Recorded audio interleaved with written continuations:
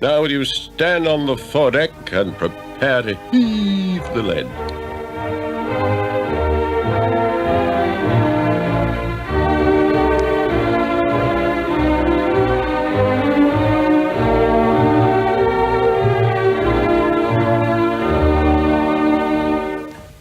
Five o'clock.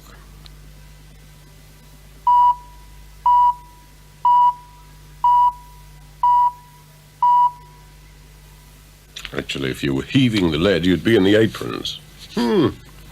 Port starboard aprons. Used right up until the end of the liners, actually, for way on, if you remember.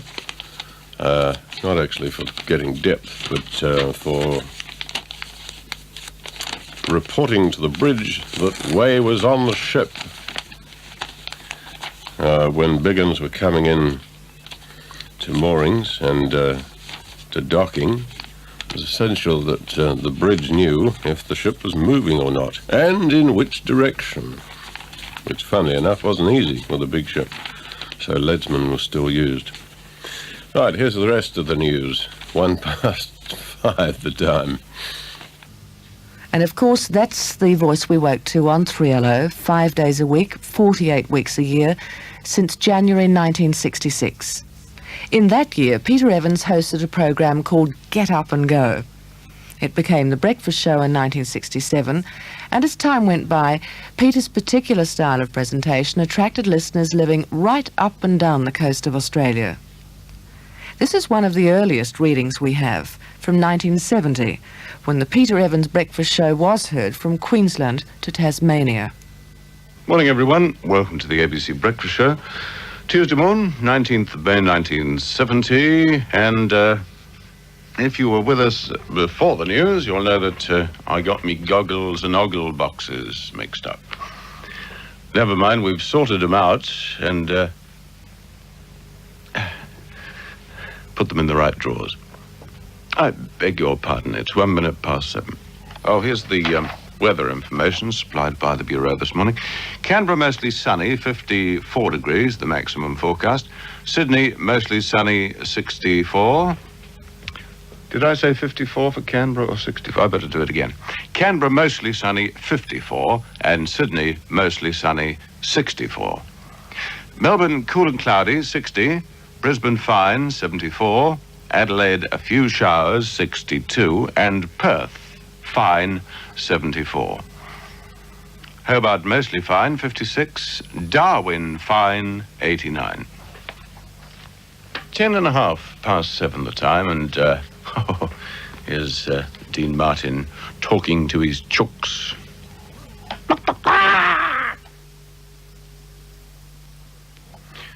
At least, that's what he's supposed to be doing. But to tell you the honest-to-goodness truth... Oh, why should I start that now? 10:30 past 7. Talking about being back, we hope most of you others are. If you're not, you won't hear this, so it won't make a bit of difference, will it? ABC Breakfast Show, Evans at half-cock, very much so this morning. Tuesday morning, 19th of May. Welcome back, the rest of you. Coming in somewhere there. Nice to have your company on this Tuesday morning. Well, I don't know, you call this the bottom of the barrel if you like. It's about a ghost.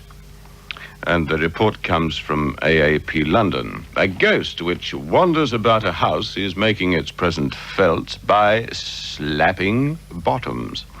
The ghost loves to smack bottoms and it hurts, says Mr. George Meyer, an investment analyst. It slapped mine while I was shaving in the bathroom, and 2 days later it hit my wife hard on the bottom while she was working in the kitchen. A ghost, eh? Looking further on into the situation, I see that the old house where Mr. and Mrs. Meyer lives, where the ghost wanders around, the old house was once a stable. Mr. Meyer thinks that the ghost may be that of a stable lad who used to slap the horses on the bottom, and therefore this strange phenomenon.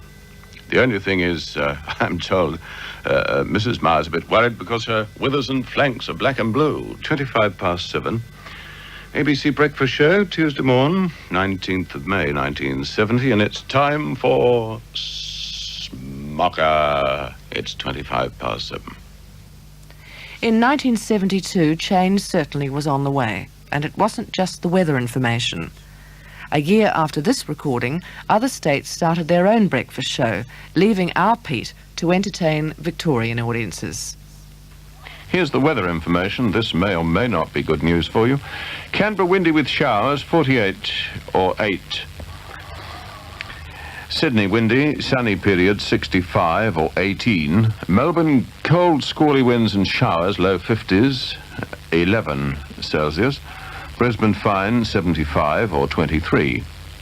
Adelaide showers, 56 or 13. Perth fine, 61 or 16.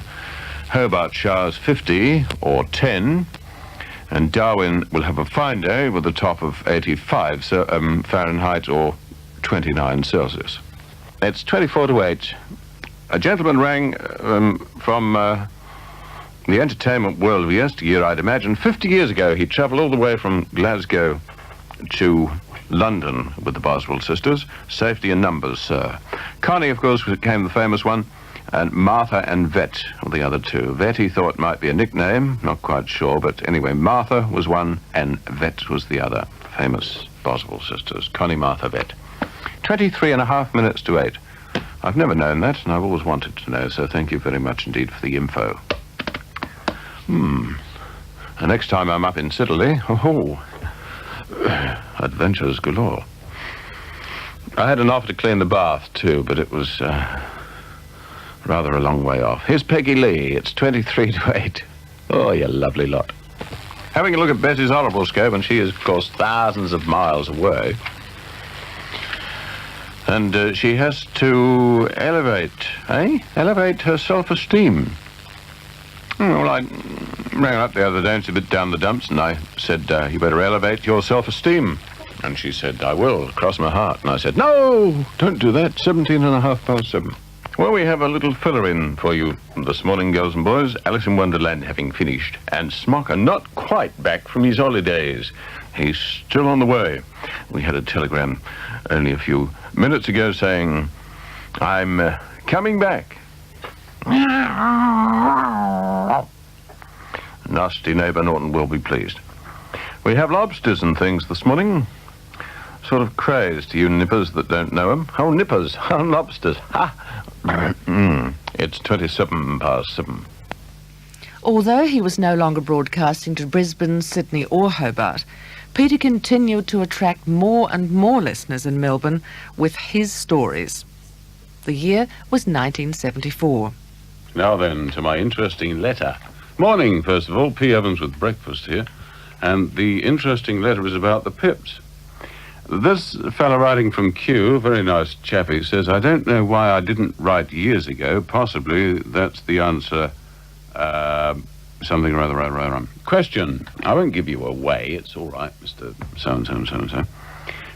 When I say, meaning me, when you say it's 7 o'clock or 8 o'clock or 9 or 10 or whatever, is it when you say it, i.e. dead right, spot on, or is it 7 o'clock heralded by the pips? If the pips, is it the first one or the last one?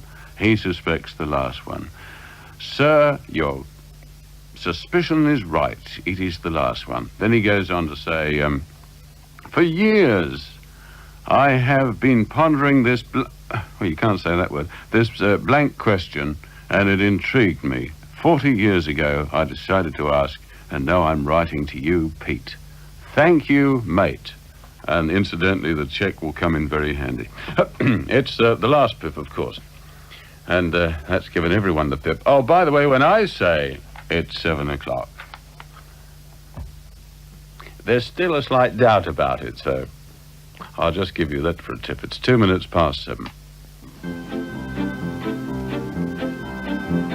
Pedro the fisherman was always whistling such a merry call.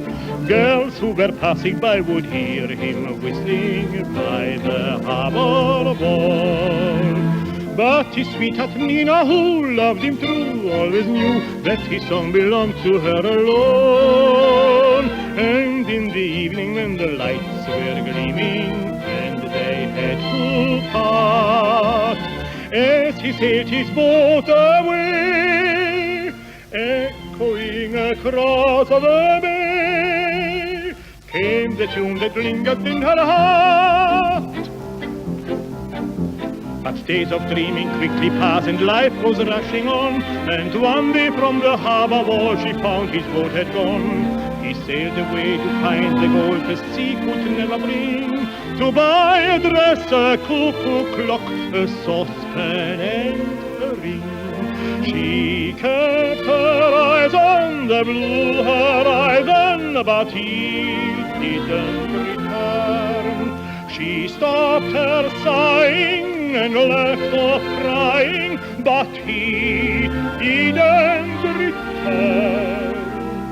One day her father said to her, "Oh dearest daughter mine, you never make a lot from fish, you make much more from wine. Though Miguel is rather fat, his vineyard's doing well, so marry him and let your dreams of Pedro go to..."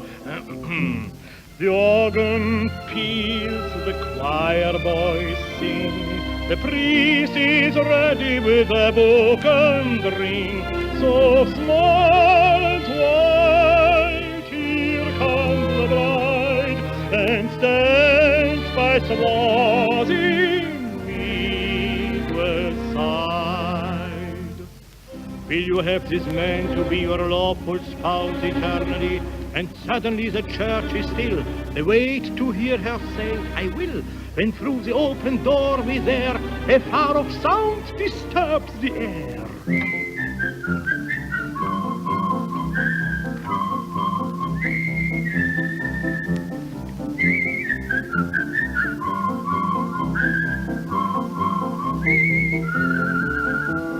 Suddenly she found her man, from the church out he ran. There he was upon the harbour wall. Down rushed the wedding guests upon the quayside, but the bride had gone.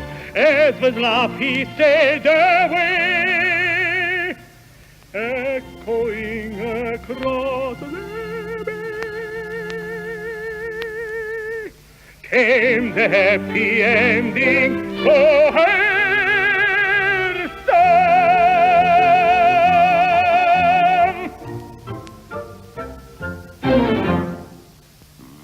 It should be done away with, I suppose, if orders are orders. If orders come from on high that I have to scrap it, I'll ignore it. I'll have to do it, of course, but if I can get away with a little record occasionally and some kids' birthdays, I'll try and sneak them in. But don't tell the big boss, because I think we're supposed to end the kids' spot officially. Well, because the kids are all grown up now, you see. That's right. They're all on XY. It's 7:24 the time. Well, you got to have a second string, haven't you? I have to keep in with Jeff McComas too. This other business I was talking about this morning about money, money and women. They go together, you know. Morning, Jeff. It's 16:30 to 8 the time. Jeff Mack, an old mate of mine. Asked him for a job once, and well, you never know when you need your friends again, do you? It's 16 to 8 the time, and railways, flights, and Pollard's High. All interstate trains are on time this morning. All overseas flights are on time this morning. Well, we've some good news from Spencer Street and Tuller, haven't we? Please ring Tullamarine before you pop out there, incidentally, otherwise you might have a long wait. You're going to have a long enough wait anyway if your friends are going through customs and immigration. It's 19 to 7, and we used to do awful things like, while shepherds washed their socks by night, all seated on the ground. Do you remember that one? And what was the other one? There was something about Matthew, Mark, Luke, and John went to bed with their trousers on, which was considered very rude at the time. And what was the other? Oh, no. No ale, that's right. No ale, no beer, no stout, sold out. Still, it was all good, clean fun. And we were only 6 at the time, let's face it. And they used to give us 6 of the best. Right on the bot when discovered. singing parodies of Christmas carols. But I think my favourite was when shepherds washed their socks by night all seated on the ground. It went on. There were some good verses after that, all very juvenile and 18 to 7. Well, of course, that style of broadcasting ended in April 1985 when Peter suffered a heart attack. He didn't return to the microphone before his death on the 18th of July 1985.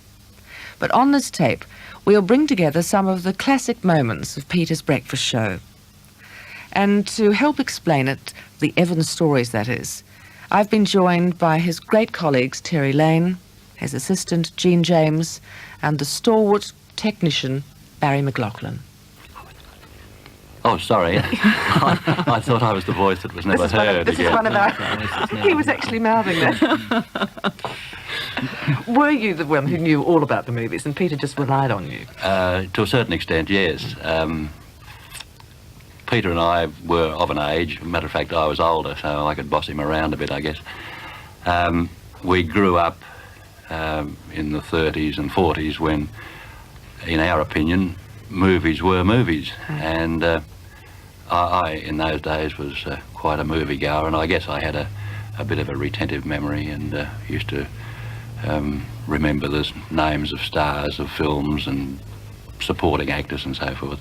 I hope if Jeff Dugan's listening, he'll forgive me because I'm no film buff. I mean, I didn't know the name of the third chorus girl in the second row or anything like that, which Jeff did.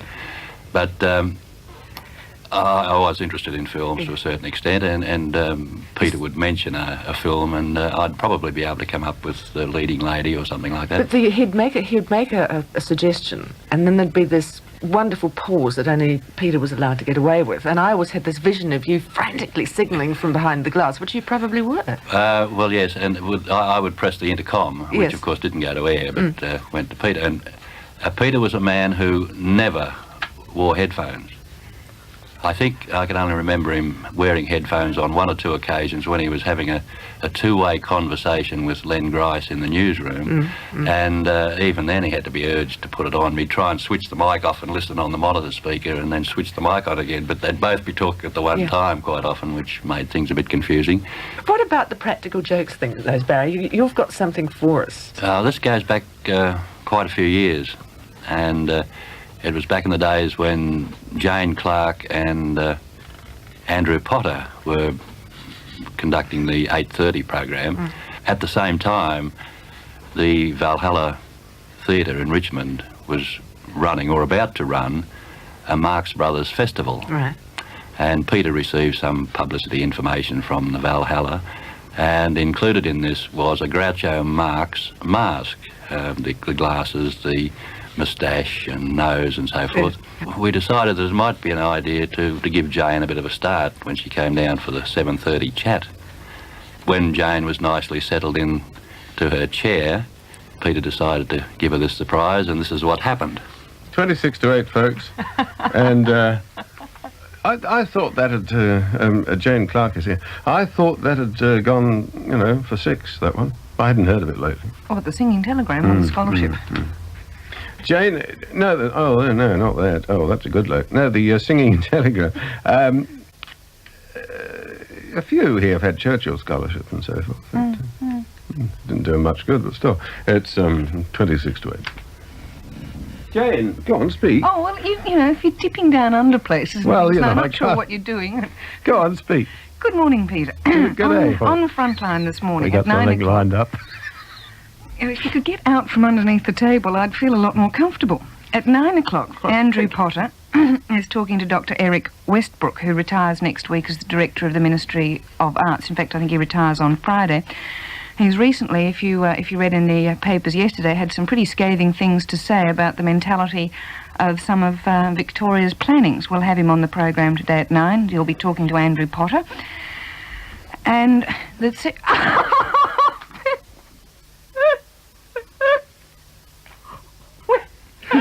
Sorry, folks. Beg your pardon, everybody. That had nothing to do with me. That was Fixed her for the week, that did. Sorry, love. I shouldn't speak so. But I know you're a good sport, that's why I could do it. But, And the second thing that Andrew will be looking at will be the latest contribution to the continuing war over the effects of cholesterol. I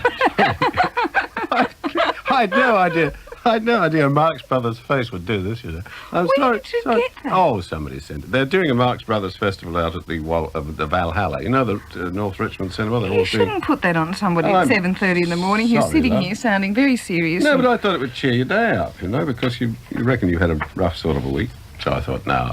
I told you that privately. I'm going And you to tell you heard- my problems privately. You heard who instigated the whole thing, so you can go out and beat him on the Yes, head now.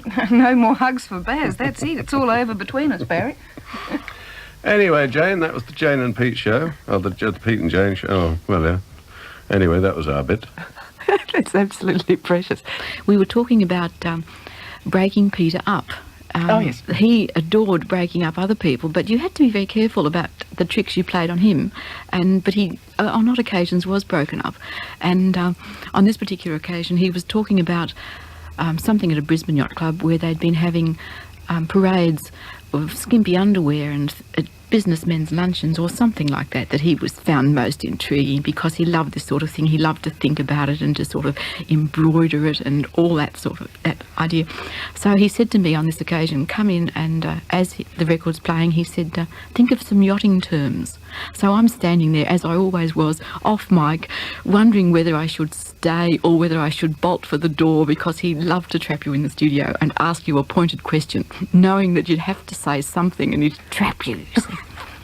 So he said, think of some yachting terms. So then he talked about the yacht club and the skimpy underwear and the fact that there'd been an inquiry or something. And then he said to me, and what do you think of that? And I said, oh, there'd be some amazing cases of gun or bum.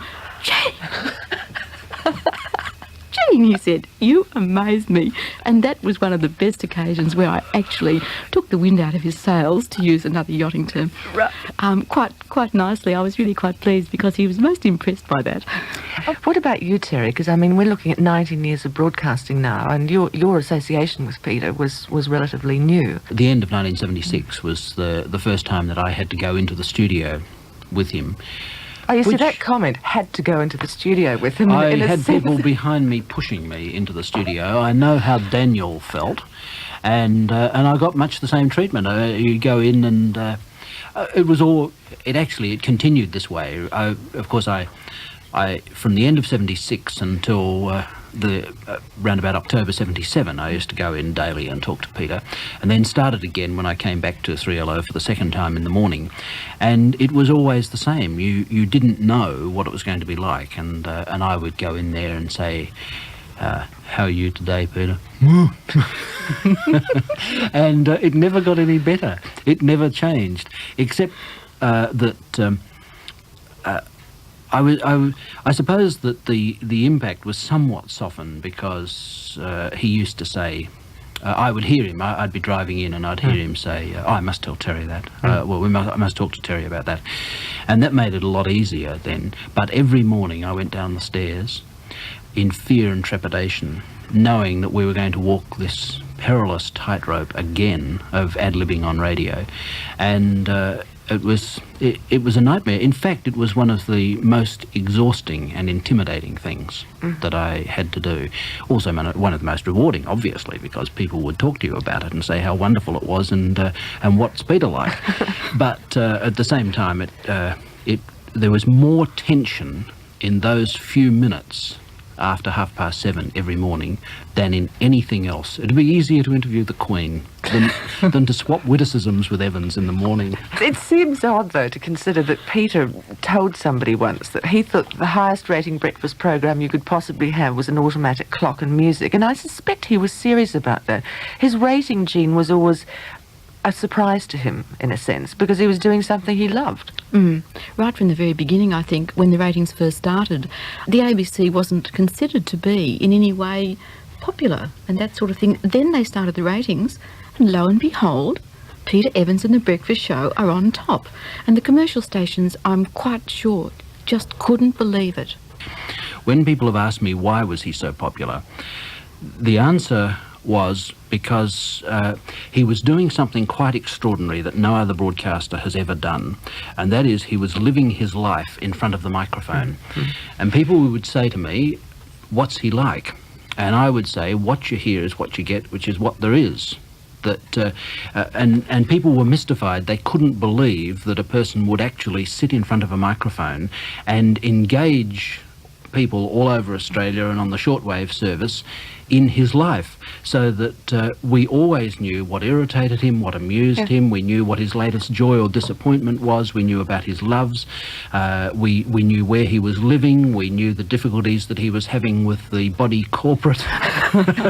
And the arguments over what he could or couldn't plant in his garden. And of course it was typical of him that whatever the other two people in the body corporate said could be planted in the garden was exactly what he didn't want to. I think they wanted natives, so therefore he wanted exotics, or vice versa, and it didn't really matter. You just knew as a matter of principle that he was going to grow something in his garden that the others weren't. Now, the extraordinary thing was that he went on doing that day after day, so that every breakfast time it was like having another person in the family who was telling you what was going on in his life. And where most of us, to a certain extent, are acting when we go on the radio, we're pretending to be something else. We're projecting a persona which is different from the real person within.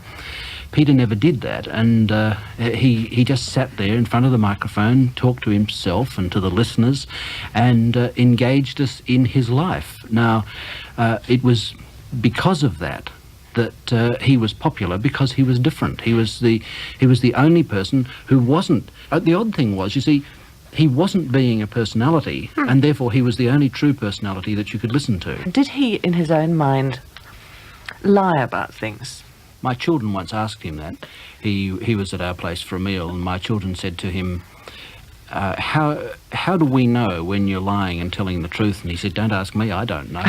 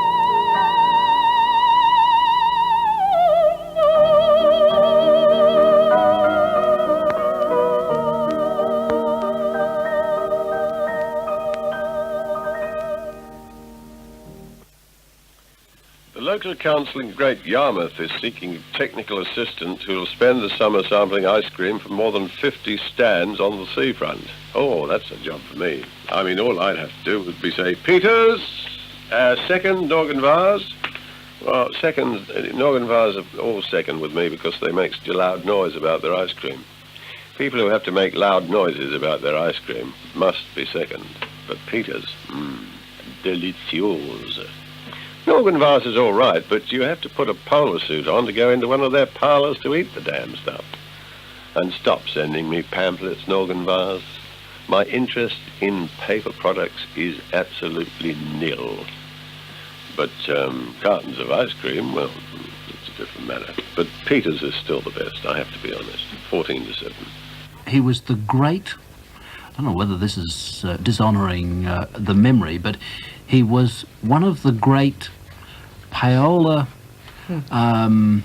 conjurers of the ABC, the only person who could get away with it. But what always astonished me was his monumental ingratitude, because one day he was there. Do you remember him, Barry, saying he said, why don't cars come with pumps anymore? I want a pump for my car. What if I get a flat tyre somewhere and I haven't got a pump? I really need a pump. Now, I don't want anybody to send me a pump. I don't want you to just give it to me. I'm prepared to pay for it. I just want somebody to tell me where I can get one of these pumps. And he proceeded to describe the pump in minute detail.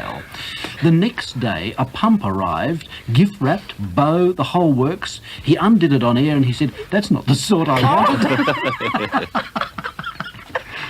But he gave you fairship too, Jean. I mean, you've got a piece for us. I mean, poor love, you took an awful lot from that lad. Oh, well, I suppose I did, but I gave a bit back now and again. Just once in a while, not much. I don't know her bra size. In fact, I wouldn't presume to ask. But according to her honourable scope, it's a good week for lifting herself. That's dare I say it, Jean's forecast. Don't let other people interfere with your peace of mind. That is, don't let the unit get you down. And take advantage of every opportunity. Oh, she does that, sure enough. Don't brood over your condition. Good heavens, is she in a condition? I don't think she's in a condition. And all your troubles are behind you now. I think that's lovely. Come on, Jean, face the music. All your troubles are behind you, and you need a lift this week, so buy yourself a new suspender belt or something. Look at that, on the back. Jean has just fainted. Bring her around. Loosen the clothing. I mean, but it's a funny place to all these naked bodies on the back of an inflatable boat. Is it a play on words? Oh, maybe. Yes, Jean pretends not to see those sort of things. Yeah, poor old Jean's in the tears today. All certain things went on yesterday, which I will not mention, of course. We're just praying at the moment. Make changes in your associations at the weekends, it says here, Jean. So get away from them horses, or whatever it is you do at the weekends. Well, it's work in the garden mostly, isn't it? Yes, I think so. A new attitude could be beneficial, so a little more respect, perhaps. That's right. And a bit more promptness on the telephone. Jim says you're never there when he wants you. It's all right. I didn't say that, boss. She's all right. A new attitude could be beneficial. Take no risks where your reputation is concerned. Could you imagine Jean taking any risks with her reputation? Good heavens. Oh, dear. No, there's a girl takes no risks. She's got more locks on the door than... Good heavens, takes an hour for her to open them. That's if she lets you in at all. Which is, half a dozen of one and six of the other. Right, Jean. The phones will be going now full of sympathy for you and saying, how dare he be unkind to you and why don't you hit him and all that sort of business. I've got a cold front moving somewhere here. No, it's nothing to do with Jean. Poor Jean. It was a case of surviving if you worked with Peter, wasn't it? It was definitely a case of surviving. You didn't ever take anything for granted. Ever. Barry's memory has been doing wonderful things while we were hearing about your slight problems that morning. There was a time, and it had something to do with Jonesy, when the Evans was... His equilibrium wasn't quite what it normally was. The most famous unheard voice of all Jonesy, of course, was one of the original tour operators who worked with Peter right from the inception of his breakfast session. And I was also working an early morning shift this particular day and was down having a bit of a yarn to Jonesy. And Peter decided to tell one of his cornier stories. And this concerned two gentlemen walking down the road, and Pierre said, "Mon Dieu, Henri, here come my wife and my mistress." And Henri says, "Mon Dieu, Pierre, I was about to say the same thing." And Evans, of course, just faded up his music, which wasn't there because Jonesy had closed the gramo fader and he'd pushed off a tape with some raucous laughter on it. And poor old Pete was nonplussed for a few minutes, or a few moments anyway. The little news items that he used to read came out of Punch. That's right. And he used to recycle the captions of the cartoons from Punch, and one became one just went into his vocabulary, and it came up time and time again. And I don't know whether anybody ever knew what he was talking about, but he would say, as one hippopotamus would say to the other, "It feels like Friday." Now that came from a Punch cartoon with two hippopotamuses up to their nostrils in the mud, and one saying to the other, "I don't know, it always seems like Friday to me." And so that became part of his repertoire. The other thing that I have to confess that I never understood was why the gong at 13 minutes past and 13 minutes to. Well, that I think originated from one of the other announcers or supervisors. I have a feeling it may have been John Sloan. It was John Sloan. Sloan. Yeah. And I suppose whether he always seemed to finish a record at 13 past or was about to start one at 13 past, and he always seemed to say 13 past 6 or 7, whatever. Well, I think it in actually a was very our lugubrious. programs. It was our programs, Barry. I remember when I first joined here, I thought, there's such odd times they start programs, and things would begin at 13 minutes past the hour, and I could never see any particular valid reason for it. And I think it was picked up by the announcers, and then Pete started using Anyway, it. he always accompanied it with a gong. Yeah, and then it would be, it was sort of part of the language after that, I think. Yeah. It took years, you know, to get Peter to put himself on show. It was with amazement a couple of years ago that we said, "You were joking. Really?" Peter had agreed to do an outside broadcast, which for many of us is not a comfortable experience anyway, sitting there like the proverbial goldfish. But you two, Barry and Jean, were out there at the crack of dawn at places like the Royal Melbourne Show and the Zoo. The Zoo was a good one, wasn't it? He really loved that. Yes, the first zoo outside broadcast was the one that Peter enjoyed most of any. I mean, he complained, he'd carry on at the taxi driver, he'd make everybody around just as uncomfortable and as happy as himself, and we're thinking, just keep calm, Peter, keep calm. But I think the key to the zoo, well, was in fact a key. He was really delighted that we had a key to the zoo and we were going to unlock the gates and let ourselves into the zoo, and it all fitted in with going up the Amazon and trekking in darkest Africa. It was wonderful, and he really, really did enjoy that first zoo. Well, the second one was great too, but the first one was fun, and we had our torches and we're going down the path at the zoo. And hearing all the animals wake up. Because amazing place to be, because there's screeches and squawks, and of course we could develop a wonderful fantasy about, I wonder what got out in the night. I mean, one of the more prosaic outside broadcasts really took us back quite a number of years, and I really remember this, and we all said, how did he wangle it? He was invited, remember, to go on some special... It was the delivery of the first big, I don't know, it was a jumbo jet, the it Qantas? was. Jumbo. And Pete was on board. This is what it sounded like. Thank you, Simon, very much indeed. And I must admit I am high over the Pacific Ocean. Don't jump to conclusions coming into Sydney.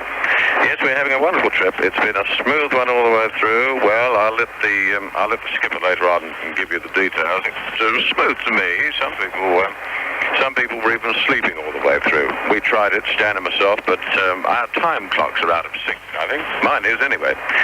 You see, the trouble with Stan is he spent all his time on the beach at Waikiki, and I spent all my time I won't tell you the name of the drink yet. I'll save that for later. It's got a huge chunk of pineapple and cherry in, and it's made of about 4 different sorts of rum topped up with pineapple juice. And I might add, very little pineapple juice. Let's do the first record. Oh, by the way, we've been up... the reason we haven't slept tonight is we've been up with a delivery. It's the flight, of course. Back to music. How many times have you heard him open up the envelope? Oh, this is from Jet Set Tours, advertising their tour to Tahiti. The tickets have fallen out again. The tickets Who's got always the fill out. tickets? Always fill out. Yes, British Airways, Qantas. Always somebody had got at the tickets before he did. Got a couple of new books today. Cathay Pacific have come to the party. They've Kung Hei Fat Choyed, and there's a paper here which is an absolute disgrace. It's not good for me in the morning, that sort of thing. It's 9 past. I think I'll have a Kung Hei Fat Choy sweetie. Yes, Cathay Pacific, but there's no flight bag. I hate to be petty, but you didn't send them in a flight bag this year, and the tickets fell out again. And please, I still do not forgive you. For you'll be bonkers if you don't stop at honkers. I mean, I can never forgive that. Never. I love the name of your group, incidentally. What's this Swire group? Cathay Pacific, the Swire group. Have you ever heard of that one? Oh, very nice. Butterfield and Swire of Hong Kong. You've had dealings. You have dealings with them for? They laundry people? Do they run those trams in honkers, do they? Is that the way they run their planes? Runs everything. Oh, my goodness. Oh, very sorry, tongue. Not mean to annoy. Maxwell Smart is back, incidentally. He had his encounter with Tong yesterday. Claw, not claw, claw. Not claw, claw. Still looks as fit as ever. And 99 still looks as young and pretty. Still, never changes, 99. I'd hate to see 99 now. She must be about 150. Oh, and did you see Dad's Army last night? Couple of old... I don't know what they do on the commercial stations. I think they take bits out of several shows and shove them all together. Doesn't matter if there's any continuity of story or anything, but, yes. Shaw, lay over there on the slab. I think they've all been on the slab now, haven't they? All that lot. Been and gone. John the Measurer, the last. Yes, part of the Swire group, eh? Oh, incidentally, other rats. Lucretia Borgia. Oh, she'd have to be one, yes. William Shakespeare, Pope John Paul, Jimmy Carter, Mozart, Marlon Brando, and Prince Charles. Kung Hei Fat Choy. Yes, Year of the Rat. Vulcan is angry. Vulcan is angry. Something I've said. Oh, dear. I'm sorting myself out yet, folks. Apparently we didn't have a mailman yesterday because there's stuff all over the place this morning. Thank you, Mary Helen Farrell, is it? Mary Helen. Cathay Pacific. To Mary Helen. But, darling, why is it that the tickets always fall out? Is it because they always go sideways? It's, 13 past 5. Trouble is, they all look the same to me. What sort of pudding is this? It's what? Yorkshire pudding? Now, come. It's what? Yorkshire pudding, you say? It's pudding, I grant you. Some sort of pudding, but not Yorkshire pudding. Nay. The real Yorkshire pudding's a poem in batter. To make one's an art, not a trade. Now listen to me, for I'm going to tell thee how first Yorkshire pudding were made. A young angel on furlough from heaven came flying above Ilklimoor, and the angel, poor thing, got a cramp in her wing and came down at an old woman's door. And the old woman smiled and said, "Eh, it's an angel. Well, I am surprised to see thee. I've not seen an angel before, but thou'rt welcome. I'll make thee a nice cup of tea. And the angel said, "Eee, thank you kindly, I will." Well, she had 2 or 3 cups of tea, 3 or 4 Sally Lunns and a couple of buns. Angels eat very lightly, you see. Then the old woman looked at the clock and said, "By gum, he's due home from mill, is my Dan. You get on with your tea, but you must excuse me. I must make pudding now for old man." Then the angel jumped up and said, "Give me a bowl, flour and water and eggs, salt and all, and I'll show thee how we make puddings in heaven for Thomas and Peter and Paul." Then the old woman gave her the things, and the angel just covered her wings and said, "Hush." Then she tenderly tickled the mixture with spoon like an artist would paint with his brush. She mixed up that pudding with heavenly magic. She played with her spoon on that dough, just like Paderewski would play the piano or Chrysler would twiddle his bow. And the old woman whispered, "I reckon, dear angel, the clouds that I see in yon skies, so fleecy and foamy, is batter for pudding, for saints feasting in paradise. It's mixed with the rain and it's stirred with a rainbow and baked in the beautiful sun." And the angel kept stirring and smiled as she answered, "And when a star drops, then it's done." But joking aside, said the angel, "The secret of puddings made here or above is not in the flour and the water, but mixing it. See that you mix it with love." And when it were done, she put it in t'oven and she said to old woman, "Goodbye." Then she flew away, leaving the first Yorkshire pudding that ever were made. And that's why it melts in the mouth like the snow in the sunshine, as light as a maiden's first kiss, as soft as the fluff on the breast of a dove. Not elephant's leather like this. The expression Evans the Wireless comes from the practice in Wales where everybody in a town is called either Evans or Morgan to identify them by their profession. So the baker would be Morgan the bread, or in the wonderful Undermilk Wood, the man who plays the organ in the chapel is Organ Morgan. And so it was for that reason that he was called Evans the Wireless, because he was preeminently the wireless Evans. One wonders now, of course, what on earth management are going to do without Peter sticking little pins into them and annoying them. I mean, it was legion, his attitude towards those above us, for example. Right. And they're having a meeting today, are they? Did they have a meeting yesterday? And they'll have a meeting tomorrow, and the next day, and the next. Well, I mean, they've got to do something, haven't they? It's like putting a testing device in the studio for the air conditioning. It doesn't fix anything, but they're doing something. Looks good on a minute, you see. Let's go and have breakfast at the Hilton International. I believe it's very good, and we can get it off petty cash. Some of our bosses go there, you know, for their meetings. One said to me the other day, "I'm going to the Hilton for breakfast so that I can get some work done." Well, as soon as he comes in here, the phones start to ring and he can't get any work done. Cool, I thought this was for me. It says, "New man at top for ABC." And I thought, at last they have come to the party. And I see it's another new position created. I thought weren't we going to halve the staff or get rid of all those positions? They keep creating new ones. Does it mean that us at the bottom here have to quake in our shoes, do we? Well, I suppose they've got to put people somewhere. Use different tactics with higher-ups. Oh, does that mean I've got to suck up to them? Gain that promotion that means much to you. Do you think they'd make a position for me in Sydney? You think they'd make one for me? A new position?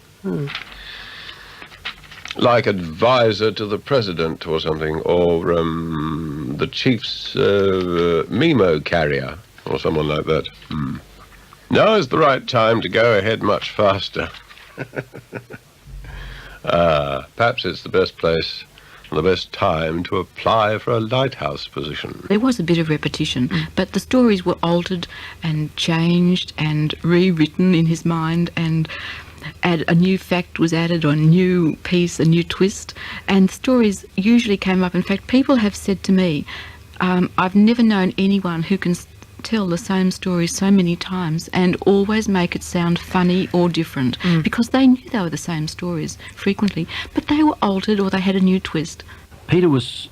There were a number of things that he was. I mean, you could say that he was a misogynist, he was a misanthrope, he was certainly a cynic. He always suspected people's motives, no matter how pleasant the deed that they had done might be. He was always suspicious of their motives. In fact, he appreciated a definition of a cynic that I gave him one day, which is unfortunate in this context, but I said that a cynic is a person who, when he smells flowers, looks for the funeral, and Peter thought that really did, that was, he accepted that as the definition of a cynic, but he was a pedant, and and we got a lot of our pleasure out of pursuing pedantry. Now, if there was one thing that drove Peter up the wall, it was anybody who used a qualifying adjective with unique.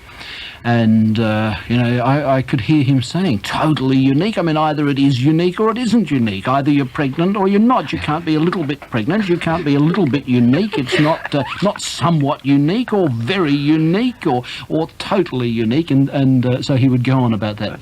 You know, Peter was a very clever person, which is something we mustn't overlook. He was a most erudite individual. You see, part of his humour, which we loved, was he would say something, as you would well know, and you're mucking around in a bathroom and going out to a kitchen, and it would be 2 or 3 minutes later you would get the point of Peter's story, and you would suddenly start shrieking with laughter, because he was very subtle, often. Very subtle, very clever, a fantastic vocabulary.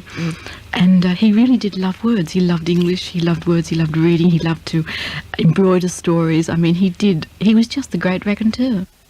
One of the reasons we sort of touched on when Terry was making comment about Peter being such an open book, well, up to a certain extent he was, but in a way he was rather like Ernest Hemingway, who said you cannot write about things you don't know about. And although, as you said, it was embroidered, Peter basically talked about things with which he was reasonably familiar. Indeed he did, yes. I mean, he would never have pretended to be a great cook, for example, because he was pretty rotten, I understand. No, in fact, that's not true. Really? He was an excellent cook. However, How do you know? How do I know? Well, a long time ago, when in happier times, I suppose I should say, in happier times, there were a group of us here at the ABC who were regular visitors to his home. And the hospitality was really excellent. His wife was a wonderful cook, and he was a wonderful cook, but I must say that if he did do the cooking and produce some masterpiece, that he didn't do the dishes afterwards. No. I mean, the kitchen would be littered with every pot and pan probably available, and someone else did the dishes, but Peter would and could whip up quite lovely food if he put his mind to it. Well, you surprised me. You know, I had this, there was the comment that he lived on, I think we were listening to a tape this morning, we may have used it, I can't recall, where he said that he lived on cheese sandwiches for 6 months. Oh, well, that was in fact after his marriage failed, and he didn't like to look after himself. And he didn't like to cook, and I think that was when he lived on the cheese sandwiches. Earlier on, he really did like his food and lived and entertained very, very graciously. So there's something you've learned. Yes, it certainly is. I mean, oh well, you have surprised me. Did he eat in the studio though? No. People used to say, gosh, Peter Evans must have had a huge breakfast this morning, but I understood from you that he didn't eat in the studio, or he didn't accept food until after the program was over. In fact, basically no food went into the studio. No hot food ever went into the studio, and it was all a myth about him eating all the food. I mean, he did perhaps eat some of it afterwards, but only about twice did he ever have breakfast of something that had come into the studio, or I think at a show outside broadcast, we did have wonderful breakfasts out there, and he did in fact eat those, but that would half a dozen times would be the absolute maximum time that I had ever seen him eat in the studio, and no hot food in the studio, and all the food that did come in, and there was really quite a lot of it over the years. It was basically given away. Yeah. It was all given away. We all benefited from the food that arrived. Oh, Grimaldi, Mr. Grimaldi has come to the ball. Isn't that wonderful? Oh, hang on. That's Les. Yeah, but Les is Mr. Grimaldi. Oh, is he? Yes. Oh, I didn't know that. I thought Mr. Grimaldi was Mr. Grimaldi. Well, there's one there for Barry, too. Lovely. Thank you, Mr. It's going to help me to him because I need some grease in my throat. Not that I suggest that your bacon and egg sandwiches are greasy by any means. But will you do the honours, Jim? Yes. And who am I to thank on your behalf? Someone who brought you in flowers yesterday. Some lovely gardenias, thank you. Gardenias. Why didn't you put one behind your ear? They're upstairs. Because you're not sure of which ear to put it behind. That's right. Which one should I put it behind? Yes. Do you remember that lovely song of the 40s? Moonlight becomes... There's one here for you too, Mary. Moonlight becomes you. It goes with your hair. No, but what about gardenias? Wasn't it Moonlight and Gardenias or something? What was that one called? Moonlight and Roses. Well, lime juice with a little gin. If taken in the right spirit. Thank you for... Yes, and flowers. She got flowers. Dear. I don't know. You got bacon and egg sandwiches? Well, there's nothing to do with yesterday's flowers. I mean, I need one to keep going. Mr. Grimaldi, you confused me by your label here. But you're very, very, very sweet, Mr. I mean, I beg your pardon. You're very kind, Mr. Grimaldi. You can't be sweet, can you? Thank you for you and all your staff. Where is he once again? Queen Street. Oh, did you see what Freud wrote about bring your own restaurants? No, I didn't read it.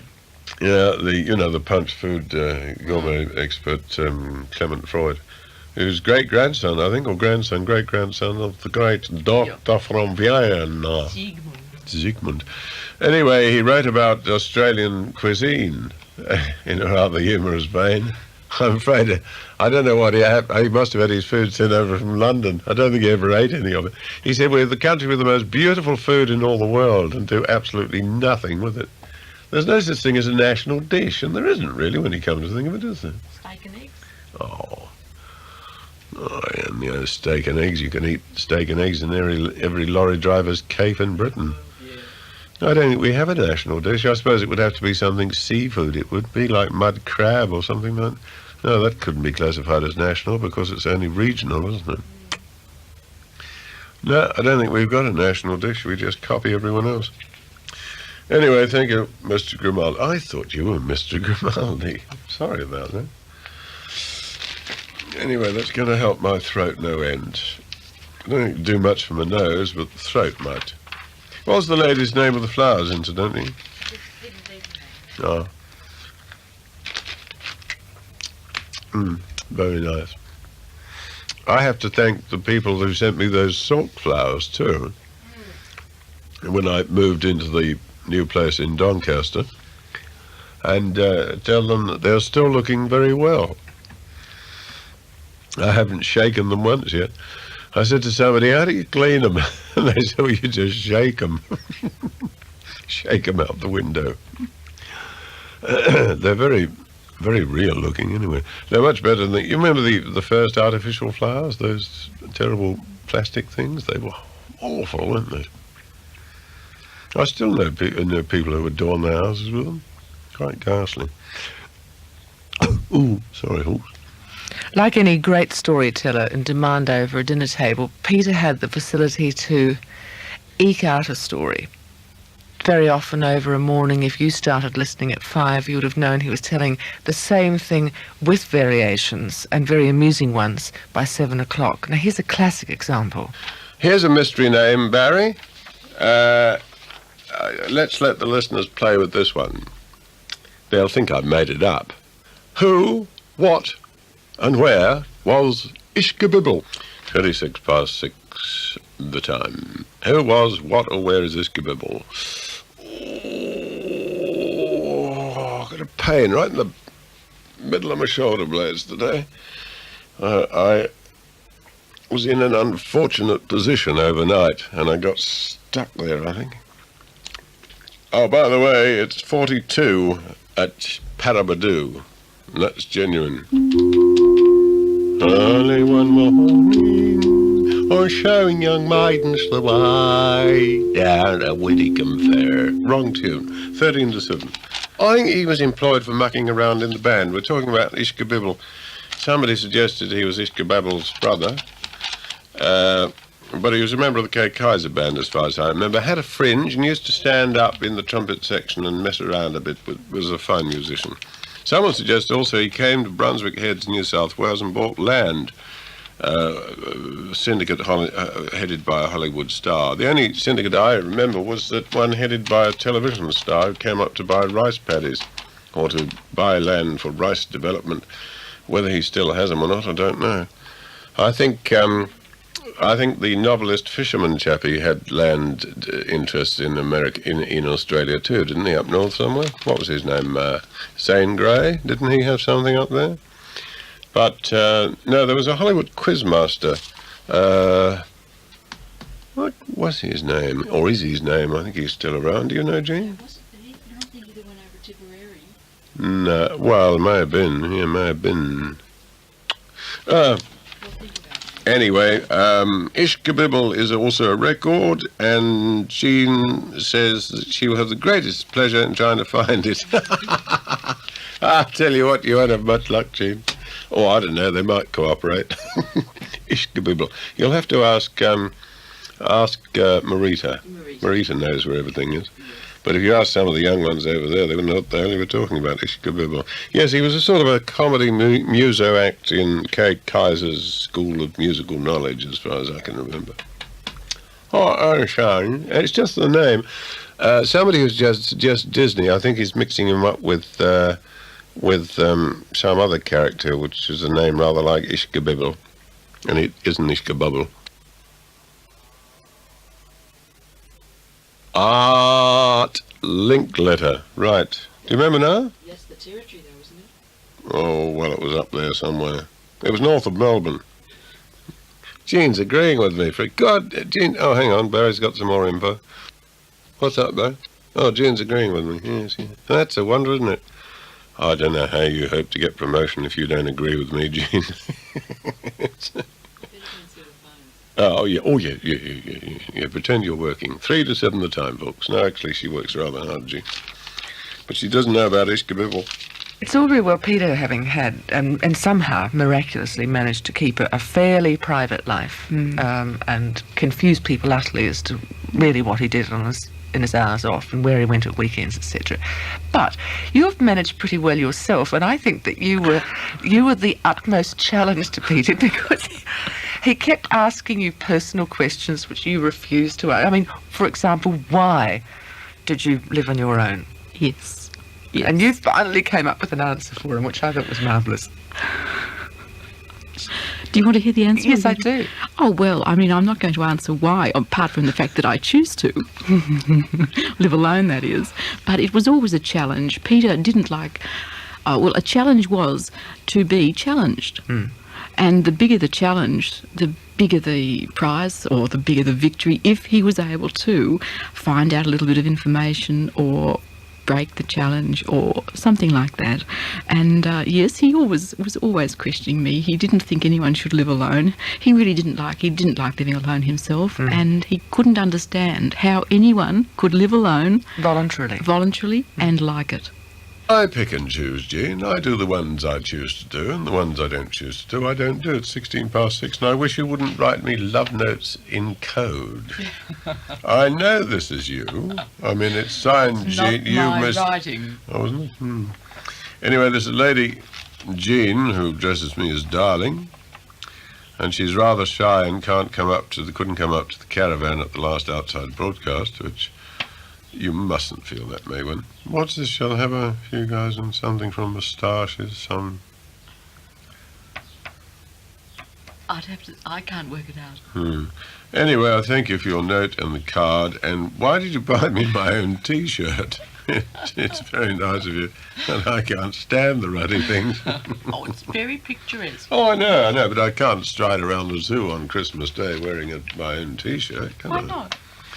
It is open, you say, on Christmas Day? Yes. Of course, that's an answer for my Christmas Day blues, isn't it? I can wander around the zoo. Now, what's this long-winded explanation you've got for me, Jean, about a lovely lady who would like me to send her a birthday call, and you told her that I couldn't, No. or something? Let me explain. Oh, God, here we go. But not now. Eh? While you're playing the next record. Oh, is it too embarrassing? Or don't you want people to know how long-winded you are? It's not a long-winded explanation. It's I always go like this when Jean's explaining something, and I think, I wonder what the bottom line is, and 3 records later. 17.5 to 6. And you haven't rubbed my chest lately, Jean. Oh, sorry about that. It hasn't been chest-rubbing weather. Oh, dear. Oh, and Pat's been on the blower. Oh, good. This morning, or what? No, I got that yesterday. Oh, hang on, let me have a look at my horoscope, see if I'm going to have this lovely Doncaster dust sinus over Christmas. That'd be just about it, wouldn't it? Delve into work ahead. Are we doing that outside broadcast on the 4th of Jan, or isn't that official yet? Yes, it's official. Delve into the work ahead, or you're early. Get much accomplished. What? Show. Vision for the future. Yes, I have vision for the future, all right. Stretches out ahead of me. You have a plan in mind to improve relationships, Jean, so that you did write that card. So discuss it with them and get good results. You see, if you discuss your love and affection with me instead of writing cards and then signing them Jean but a different spelling and then trying to convince me it's not you, you see, I'm a mass of contradictions. A massive, what? Oh, yeah. We're going on a diet soon. He was a curious mixture of, on the one hand, romantic. He could be extremely chivalrous and very gracious in his dealings with women, but on the other hand, he was essentially a misogynist. But there's probably something in his life story that explains this. But one of the funniest mornings that I ever had with him was when I had made a startling discovery, which was that Richmal Crompton, who wrote the William books, where Peter and I had both learned our misogyny, was a woman. Oh, dear. And I went down with this piece of information to impart to Peter, and he wouldn't believe it. He refused to believe it because, like me, he'd been brought up to believe that William was really, in a sense, the archetype of the boy. And, of course, he had the particular contempt that we all had for Violet Elizabeth Bott. Now, if you haven't read a William book, you won't know who Violet Elizabeth Bott was, but she was sort of William's girlfriend, and she used to say, if you won't let me play with the outlaws, I'll scream and scream until I'm thick. And because William himself was such a misogynist, when he and the outlaws decided that they were going to change their name, they were going to call themselves Herr Hitler and the Nasties, William thought this was a very sissy name, Herr Hitler, so he changed it to Him Hitler and the Nasties. Now, so you see that here was this grubby little boy who was the archetype of every grubby little boy and the prototype of every grubby male. And when I told Peter that Richmal Crompton, I just discovered that Richmal Crompton, who had written these books, was a woman, he absolutely refused to believe it, and I had to produce documentary proof of the fact, because, like me, for the past... for both of us, I suppose, for the past 40 or so years, it had never occurred to us that this wonderful creation had come from the mind of all things, a woman. But the thing is, the two of you probably devastated a large proportion of the male audience who would have been under the same illusion. There may not have been anybody else out there as ignorant as we were, I'm not sure. But... anyway, that's a sort of a roundabout answer to your question of how would he have been as a Charles Boyer. I'm not sure. He did love us girls, didn't he? I mean, I'm sure that all the female members of staff on occasions have enjoyed what Peter used to call sexual harassment. I mean, he said to one poor reporter, didn't he, "I'd love to be sexually harassed by you." Oh, yes, I think he was dying to be sexually harassed. And there was the celebrated time when day after day, for it must have been more than a week, we discussed condoms. Until finally, that was one occasion where management did say, "Look, I think we've heard enough about condoms." So Peter explained how they were used during the Second World War by soldiers to keep water out of their rifle barrels. And it was watches and smuggle watches. And smuggle watches, and yes, there were all sorts of uses for them that you would never have thought of. And he kept thinking them up day after day, until finally somebody over there in St James decided that the world now knew all that it needed to know about condoms and the uses to which they could be put. So sometimes we did actually spin out a joke probably for a little longer than it was actually designed to go.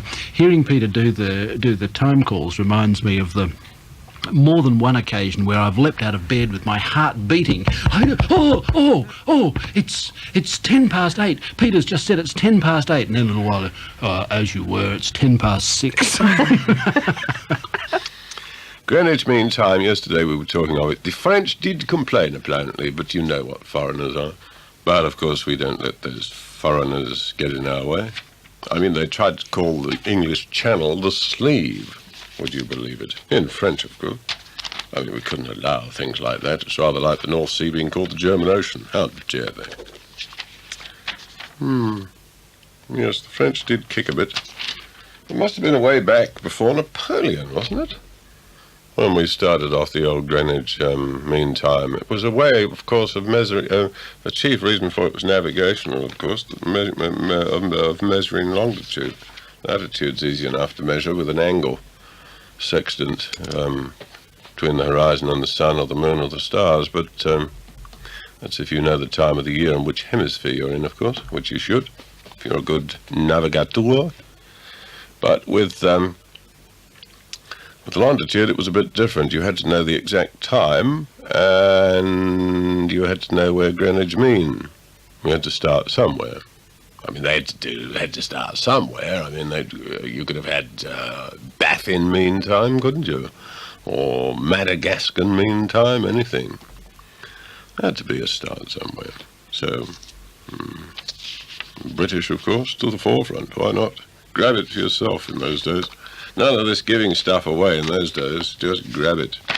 Don't forget your Valentine cards, incidentally. I'm sending one to Neva. I shouldn't really say that, but Neva can't hear me, so she won't know.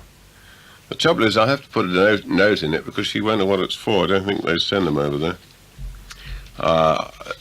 In fact, I don't think I saw Valentine. Oh, yes, I saw a few in England years ago, I think. But the pretty lace handkerchiefs and things like that were sent in those days. But she won't have the clue as to what it's all about, so I'll have to write something on it, because you think somebody's mistaken, I've mistaken her birthday or something. So, there. I could put a pretty lace handkerchief in it, couldn't I? Never thought of that. Right, out of the mouths of babes, The Secret Diary of Adrian Mole, aged 13 3/4, by Sue Townsend. No relation to the Townsend of Up the Organisation, is he? It's the unimpressed, because if she's related to the Townsend of Up the Organisation, it's going to be a rather fine bit of read. Looks as though it's going to be rather rude. 13-and-a-half-year-old boys are rather yucky, aren't they? Ugh. I remember being one myself. Oh, and I was a filthy little beast. Ugh. I had a diary when I was a nipper. I used to write in it, got up, had breakfast, met Black Hand gang, passed rules and regulations for month. All present members made their imprint. I kept one like that for ages. Kept it in the secret hideout, together with William and Ginger, and it got wet in a thunderstorm. All our goods got wet in the thunderstorm because we had this hideout in the woods. Actually, it was in a tree, and the rainstorm didn't do it much good. So there was all this sopping, soggy gang property hanging up in this tree, and several irate fathers storming around the place, wondering where all their tools had gone and so forth. The Black Hand Gang, of which I was president, founder, chief of Patcherumpa, and girl chaser. Oh, and bike mechanic. Ah, yes. Them's was the pre-scout days, them's was. Then I discovered girls, and the woods faded to the back of my memory. Were the people who worked in the wee small hours who really did know Peter and knew what Peter looked like? Very few people, I think, actually knew what he looked like. I mean, they knew his voice, and lots of people appeared up the steps of Broadcast House out of the gloom and dropped packets of sausages or fish or any type of food stuff. I mean, he'd only need to mention, say, cress, and boxes of cress would arrive the next morning as if by magic. People just appeared out of the gloom, dropped something at the desk and disappeared. Very few people went into the studio. Very, very few people. And yet around about 8 o'clock, when Peter would come out of the studio, or 8:15, he could be standing in the foyer and people could arrive and they wouldn't know it was Peter actually they there. wouldn't know. They wouldn't know. And of course he would try to put on funny voices and try to fool people and take messages for himself. But then he usually would have to let them into the secret and give them a start, or, just surprise them by admitting who he was or turning on his proper voice. And then of course they knew instantly. 5:14. Sorry, I meant that one. 14 past 5. Many thanks for a superb year. I thank you, Jennifer, but please don't send a telegram. I mean, write a note if you want to, or ring Jean, or stand on your head, but telegrams frighten me. I get scared when I see a telegram, because I always used to get called overseas by telegram. They used to say, Evans, you're needed at the front. Get off leave. So I used to get off her, better leave. Emily Leave, her name was. Miss Emily Leave, yes. 5:15. Bossy Boots and Bazza.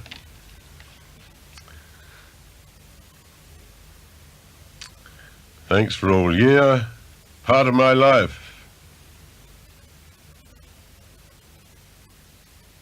Mary and Eric Black, Cat of Carlton, Ratty, Toad, Badger and Mole. Sound like a perfectly sane family, don't they? Yes. Just how tight, Baz, huh? It's 16:30 the time. Incidentally, the zoo's open. I could spend the day at the zoo, couldn't I? I mean, the zoo's open on Christmas Day, so Jean reckons. Melbourne Zoo in Healesville, open daily over the holiday period from 9 to 5, including Christmas Day. So I could spend Christmas Day at the zoo just wandering around aimlessly, couldn't I? Yeah, that's a good idea. No, wandering alone through Melbourne Zoo on Christmas Day really was Peter's style. He was a solitary man with no immediate family in Australia. However, after his first heart attack, his daughter Neva did come out from Germany and spent a fortnight with her father.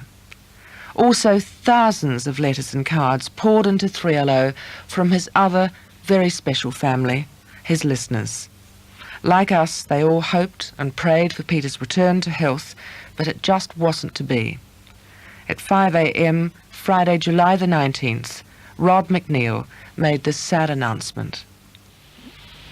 It's my sad duty this morning at this time to bring you the news that the ABC broadcaster Peter Evans died in Melbourne late last night.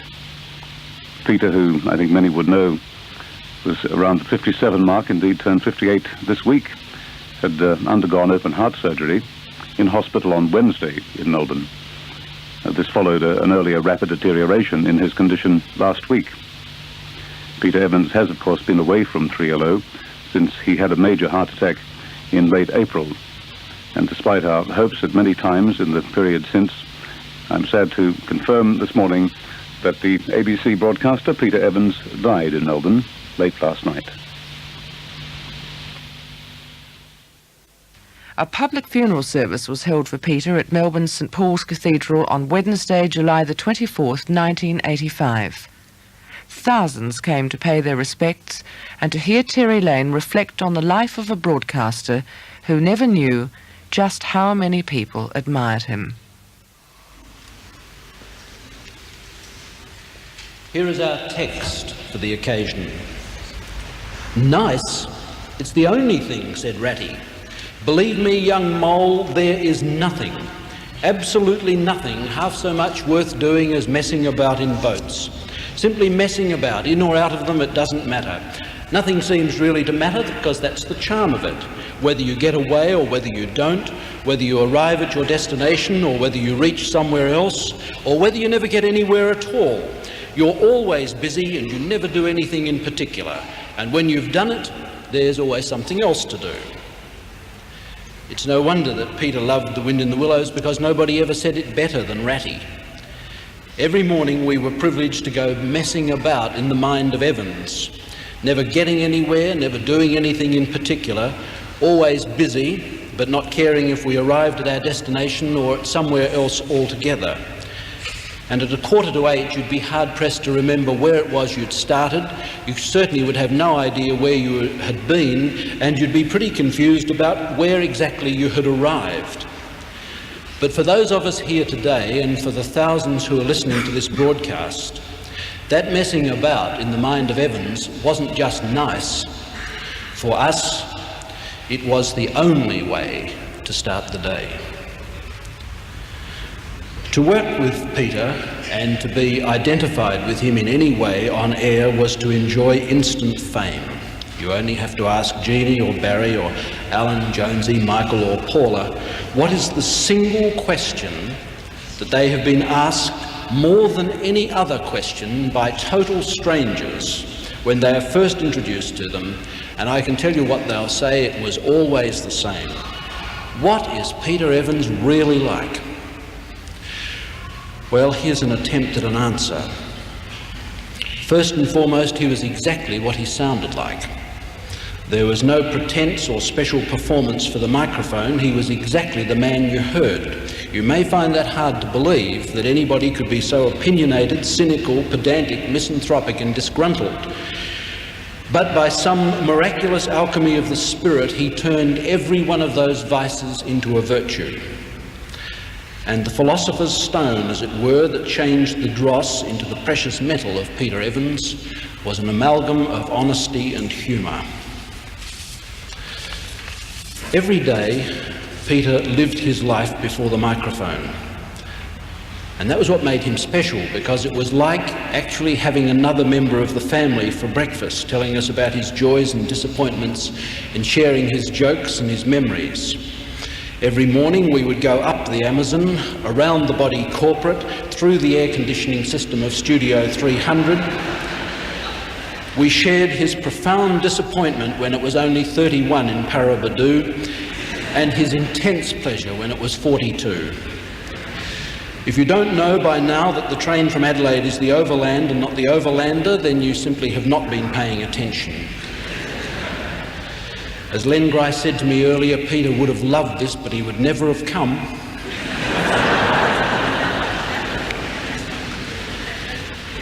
But not everything in Peter's life was perfect, as we know, because out of his honesty, he even shared with us the pain of his love for Neva, his daughter. And I think that there was not one of us who would not have done anything that we could to have healed the hurt. But of course it was beyond us. And his closest friends here today know that they had to cope daily with that difficult contradiction of the hard shell and the terribly tender and vulnerable interior. Peter was a pessimistic romantic. He was often disappointed but never surprised. Peter Evans was also quite simply and unequivocally the best broadcaster I have ever heard. He had a beautiful voice, he had an easy and natural way in the studio that I admired and envied. And Mary summed up the esteem in which Peter is held when she said on Monday, we even listened to him when we weren't on duty. And there's no higher tribute that one broadcaster can pay another. No matter how outrageous or infuriating he was, we came back every day eager to hear more. Now, sometimes you'll remember he even surprised himself when he allowed his stream of consciousness meanderings to be sidetracked by something even more outrageous, inconsequential and absurd than the mainstream. And you remember how he used to come up to a dead end and he'd sheepishly apologise and say, "Sorry, folks." And you'd always want to call back to him through the wireless, "Don't apologise, it was marvellous." Well, here he is at the final sidetrack, and I fancy I can hear him saying, "Sorry, folks." And we all want to say, "Don't apologise. It was marvellous." But you never did get around to joining Procrastinators Anonymous. Peter once said he wouldn't mind crossing the bar with these lines of Tennyson: "Sunset and evening star, and one clear call for me. And may there be no moaning of the bar when I put out to sea. Twilight and evening bell, and after that the dark. And may there be no sadness of farewell when I embark. For though from out our bourne of time and place the flood may bear me far, I hope to see my pilot face to face when I have crossed the bar." Farewell, Peter Evans. Go to your lighthouse across the bay, and God be with you. Amen.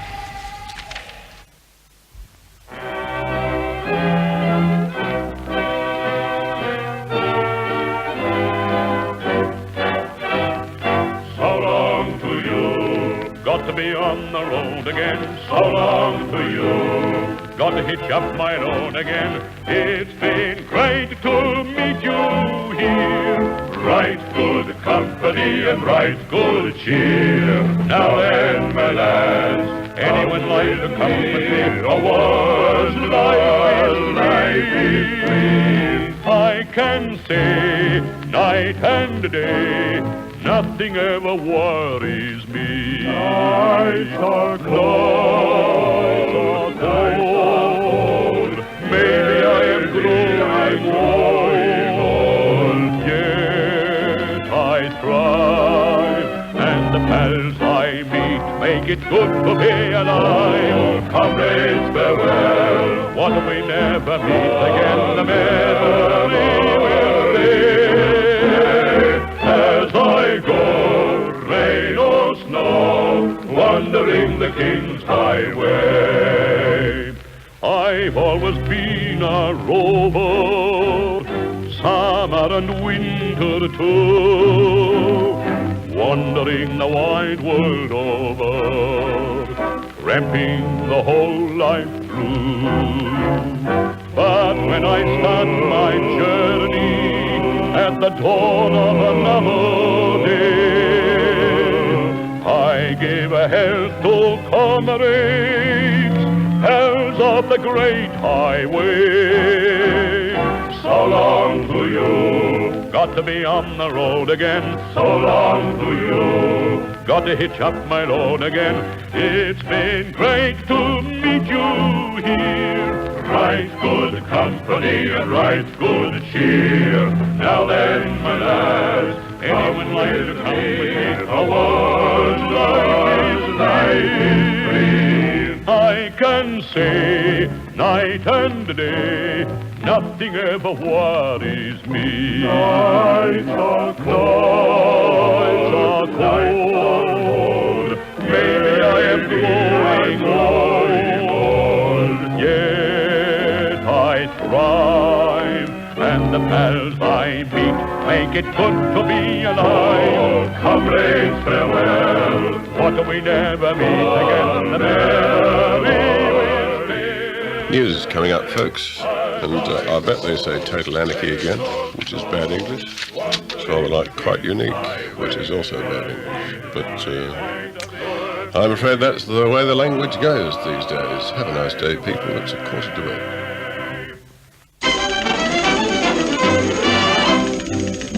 La la la la la la la la la la la la la la la la. La la la la la la la la la la la la.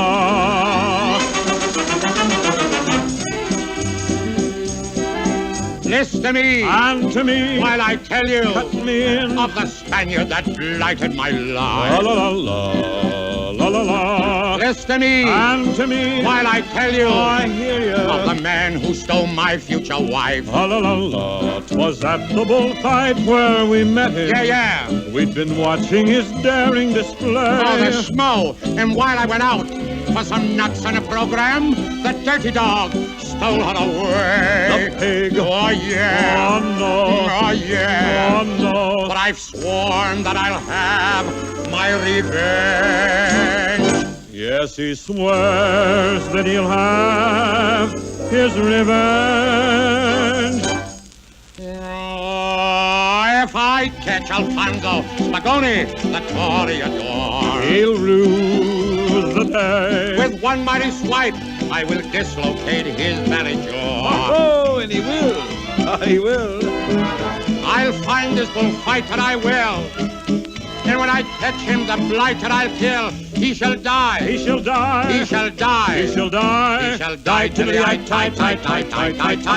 He shall die. I'll kill him. He shall die. I'll fracture him. I'll raise a bunion on his Spanish onion if I catch him bending tonight. When he gets that Spagoni, he will wish that he'd never been born. And for that special reason, his stiletto he's fetched out of pawn. It cost me 5 shillings to fetch it. Pretty penny. The expense it has caused me much pain. Well, rather. But the pawnbroker promised, when I've killed Spagoni, he'll take it in pawn once again. That's nice. Oh, yeah. Oh, no. Oh, yeah. Oh, no. So tonight there will be dirty work. So tonight there will be dirty work.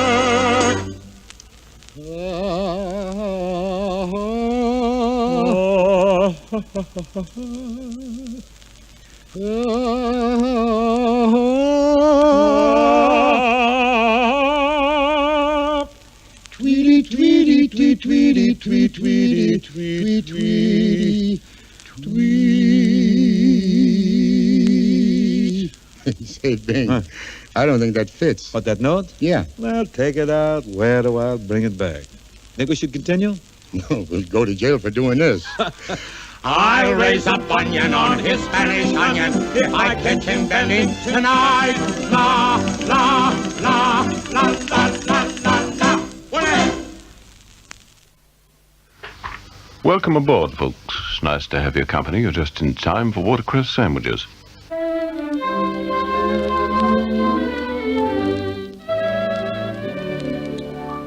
For years we had an aspidestra in a flower pot on the whatnot near the hat stand in the hall. It didn't seem to grow till one day our brother Joe had a notion that he'd make it strong and tall. So he's crossed it with an acorn from an oak tree, and he's planted it against the garden wall. It's shot up like a rocket till it's nearly reached the sky. It's the biggest aspidestra in the world. We couldn't see the top of it, it got so bloomin' high. It's the biggest aspidestra in the world. When father's had a snootful at his pub, the bunch of grapes, he doesn't go all fighting mad and getting into scrapes. Oh no, you'll find him in his bear skin playing Tarzan of the Apes up the biggest aspidestra in the world. We have to get it watered by the local fire brigade, so they've put the water rates up ½ a crown. The roots top up the drains, grow along the country lanes, and they come up ½ a mile outside the town. Once we hired an auditorium for a hothouse, but a jealous rival went and burnt it down. The tomcats and their sweethearts love to spend their evenings out up the biggest aspidestra in the world. They all begin meowing when the buds begin to sprout from the biggest aspidistra in the world. The dogs all come around for miles, a lovely sight to see. They sniff around for hours and hours and wag their tails with glee. So I've had to put a notice up to say it's not a tree, it's the biggest aspidistra in the world. Right, what does mine say? Use different tactics with higher-ups. Oh, does that mean I've got to suck up to them? Gain that promotion that means much to you. Do you think they'd make a position for me in Sydney? You think they'd make one for me? A new position? Like advisor to the president or something, or the chief's memo carrier, or someone like that. Now is the right time to go ahead much faster. Perhaps it's the best place and the best time to apply for a lighthouse position.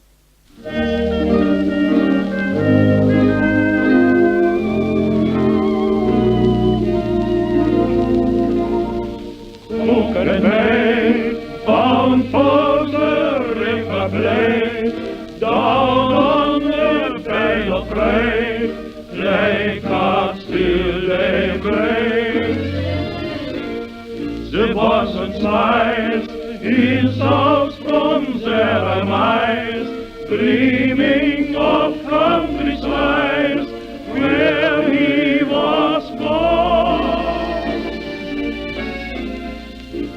Where the lighthouse shines across the bay, there's a cottage kissed by fume and spray. Cheerful logs to warm the winter day are blazing.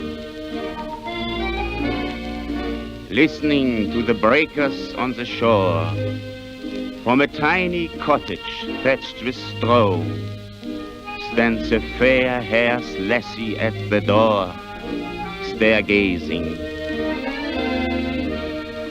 watching the dark clouds, dreading the gale, counting the days since her lover set sail. Where the lighthouse shines across the bay, seagulls on the shore have heard her say, "Come home, my love, come home, dear love, come home."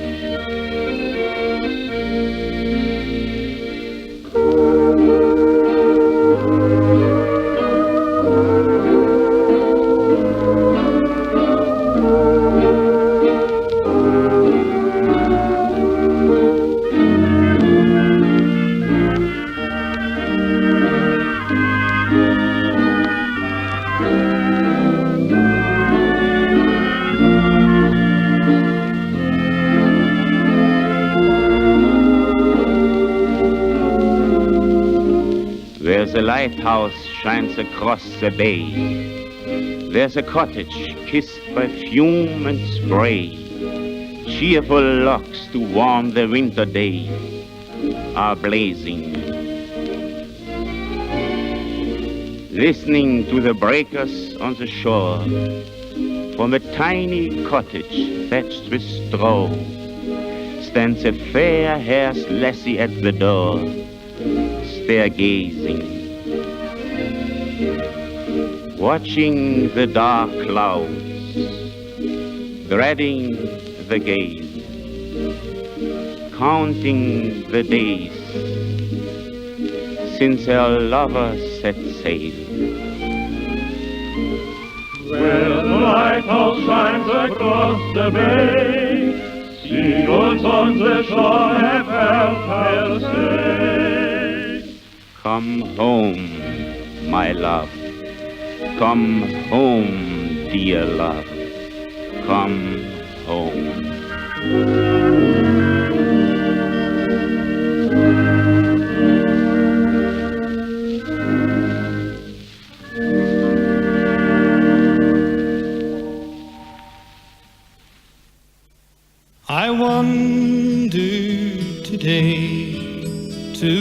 the hills, Maggie, to watch the scene below. The creek and the creaking old mill, Maggie, as we used to long, long ago. The green grove is gone from the hills, Maggie, where first the daisies sprung. The creaking old mill is still, Maggie, since you and I were young. Oh, they say that I'm feeble with age, Maggie. My steps are much slower than then. My face is a well-written page, Maggie, and time all alone was the pen. They say we have outlived our time, Maggie, as dated as songs that we've sung.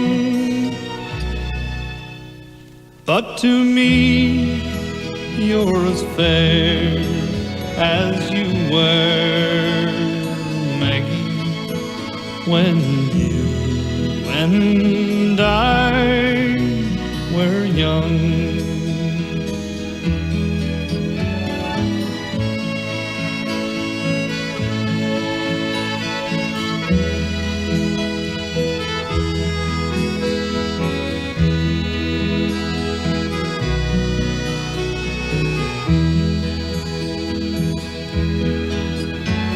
They say we have outlived our time, Maggie, as dated as songs that we've sung. But to me, you're as fair as you were, Maggie, when you and I were young. When you and I were young.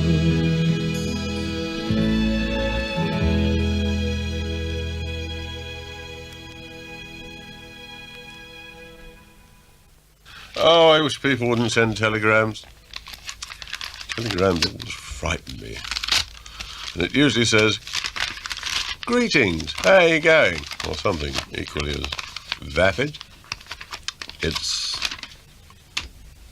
5:14. Sorry, I meant that one.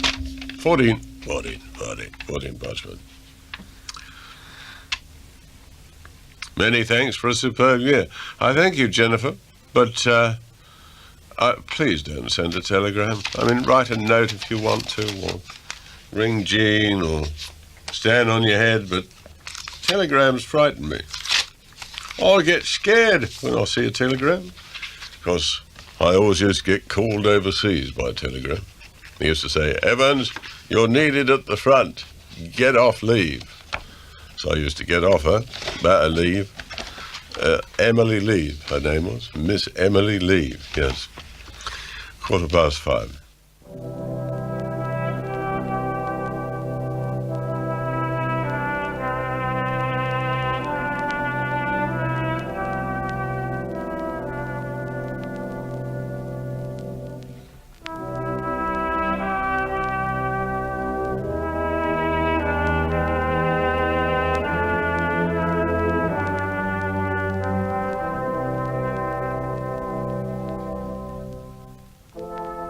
I'll never forget that first day at pit.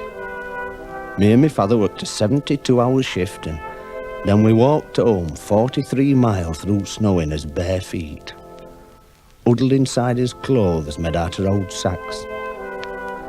Eventually we trudged over hill until we could see street light twinkling in our village. My father smiled down at me through icicles hanging off his nose. "Nearly home now, lad," he said.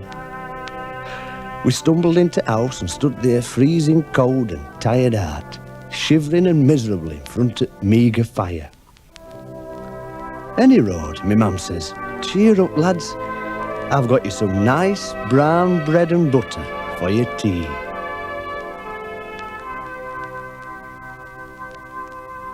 Me father went crackers. He reached out and gently pulled my mum towards him by the throat. "You big, fat, idle, ugly wart," he said. "You great, useless, spawny-eyed, parrot-faced wazzock." He had a way with words, my father. He'd been to college, you know. "You've been out playing bingo all afternoon instead of getting some proper snap ready for me and this lad," he explained to me poor little purple-faced mam. Then turning to me, he said, "Arthur?" He could never remember my name. "Here's half a crown. Nip down to Chip Oil and get us a nice piece of haddock for us tea. Man cannot live by bread alone." He were a right day to me father. He said as how working folk should have some dignity and pride and self-respect, and as how they should come home to somewhat warm and cheerful. And then he threw me mam on fire. We didn't have no tellies or shoes or bedclothes. We made his own fun in them days. Do you know, when I were a lad, you could get a tram down into town, buy 3 new suits and an overcoat, 4 pair of good boots, go and see George Formby at Palace Theatre, get blind drunk, have some steak and chips, a bunch of bananas and 3 stone of monkey nuts, and still have change out in a farthing. With lots of things in them days they haven't got today. Rickets, diphtheria, Hitler, and we did look well going to school with no backside in his trousers and all his little heads painted purple because we had ringworm. They don't know they're born today.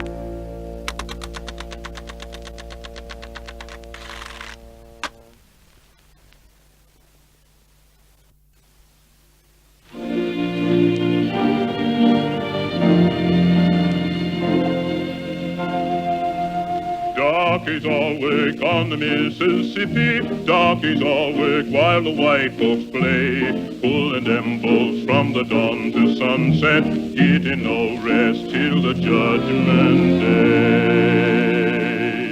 Don't look up and don't look down, you don't just make the white folks round. Bend your knees and bow your head and pull that rope until you're dead. Let me go away from the Mississippi, let me go away from the white man boss. Show me that stream called the River Jordan, that's the old stream that I longs to cross.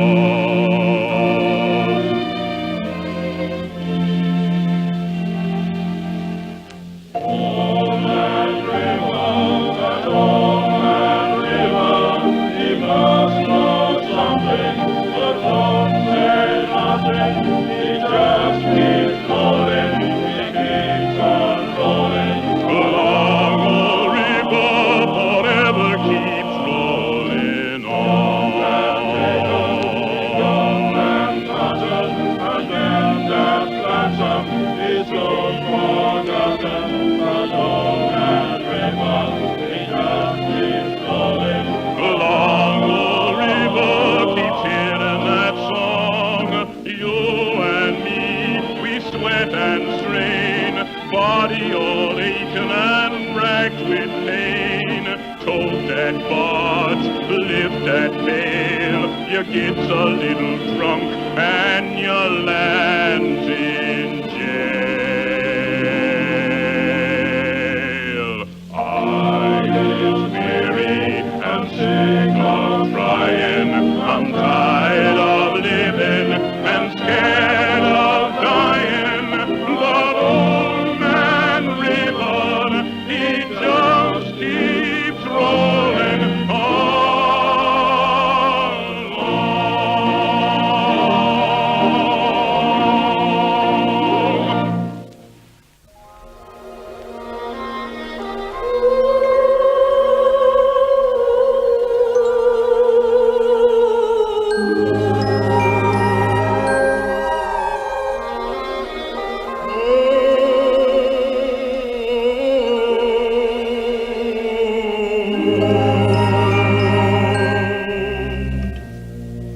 When I'm calling you,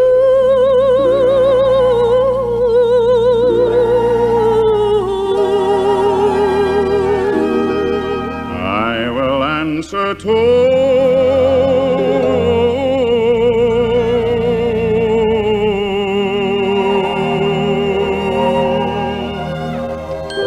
That means I offer my love to you. I'm offering my love to you. If you refuse me, I will be blue and waiting all alone. But if when you hear my love call ringing clear, and I hear your answering echo so dear, then I will know our love will come true.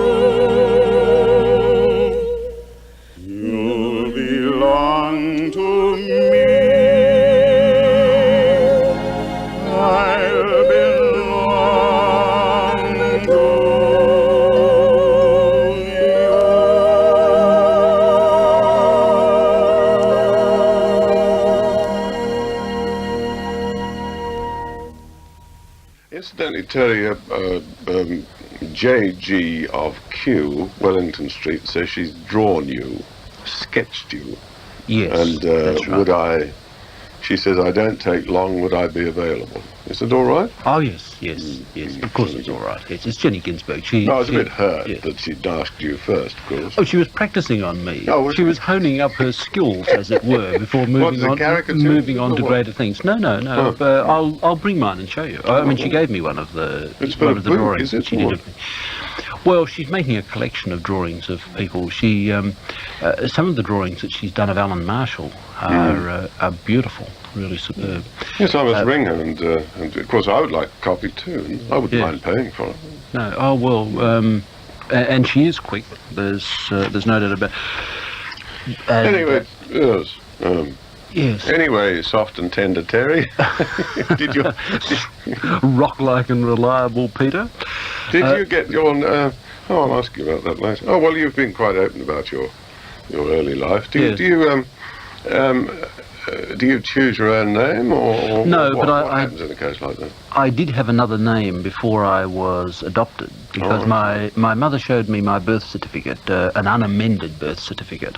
So I knew what my other name was, and I mean it's quite curious having a whole other name. Yeah, I just wondered if you sort of had no name, or sort of a number or something, and then you adopted. No. name. You have a name, but then the adopting parents can give you whatever name they like. And my parents called me Terry, not Terence, which used to worry me when I was a kid, because I always felt that it was incomplete. But it doesn't worry me anymore because it fits so nicely on the wall, doesn't it? Does too. Yes. I mean, whereas Terence would, you'd have great elongated. I was amused to christenings nowadays because I only know them from the Anglican vicars, who used to be very, very, well, not strict. They used to be very toffy. You know what Anglicans, well, you know the film, don't you? They're delightful people. Very high church. Yes. But they would object very strongly to anything shortened of name, like you couldn't be called Fred or Bill or anything like that. You had to have a proper name. You know? So I read somewhere that in France there are only a certain number of names which you are legally permitted to give to children, which seems a bit odd. I mean, somebody might know about that. Do you know, we forgot to straighten out that joke about the hamstring. What does a Jewish football player have? And the person who rang up, and we thought that they said, I thought they said bacon string, but they rang back and they said, no, you've spoiled our joke. It's a bacon string, a bacon string injury. Well, we've straightened that out.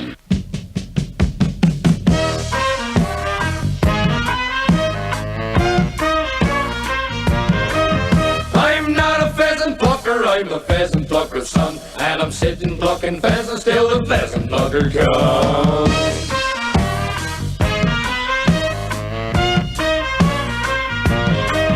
Well, my daddy was a poor man, he worked hard to earn his pay. I went out a-shooting pheasants, which he sat and plucked all day. I don't want to end up like him plucking pheasants till I'm dead. Gotta find another way to earn me bread.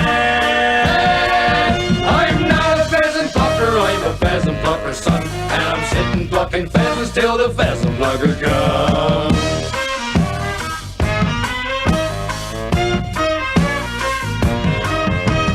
Birds are flying over it most of the day.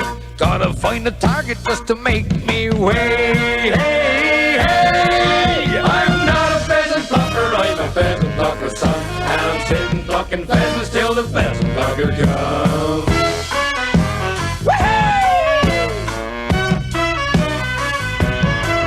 Trying to be an entertainer, be a joker or a clown, but the folks who came to see me, they just had to put me down. Trying to be an undertaker, but I don't like wearing black.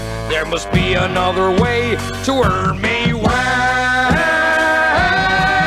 I'm not a pheasant plucker, I'm a pheasant plucker's son, and I'm sitting plucking pheasants till the pheasant plucker comes.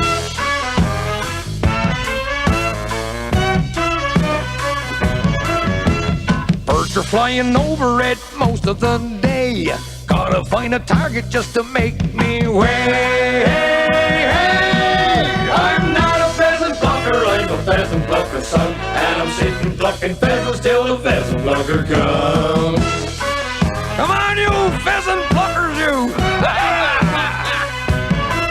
I'm not a pheasant plucker, I'm a pheasant plucker's son, and I'm sitting plucking pheasants till the pheasant pluckers come. Come on, you pheasant pluckers, you!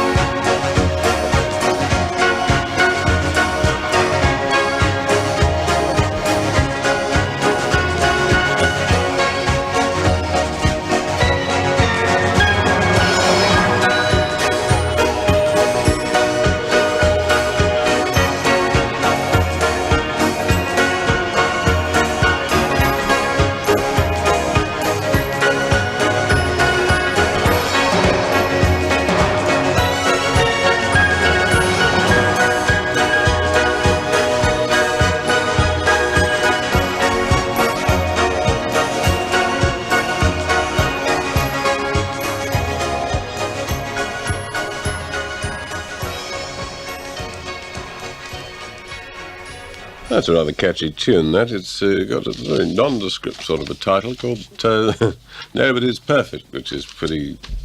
Right, actually, a few of us are. Just a few of us left back. What?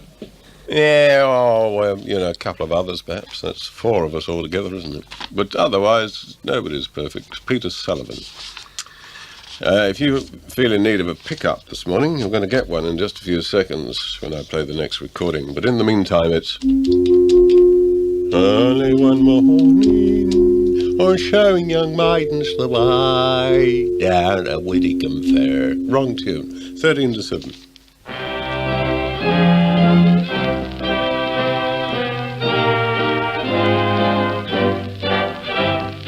So long to you.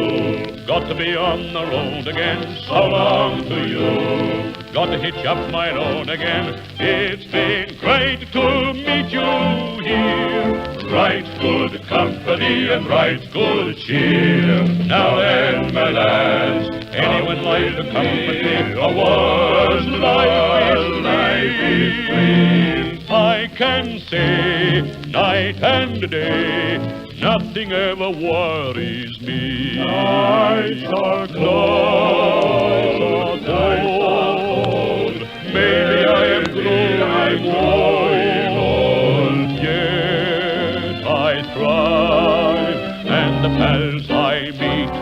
good to be alive. Comrades, farewell. What if we never meet again? The memory will stay. As I go, rain or snow, wandering the King's Highway.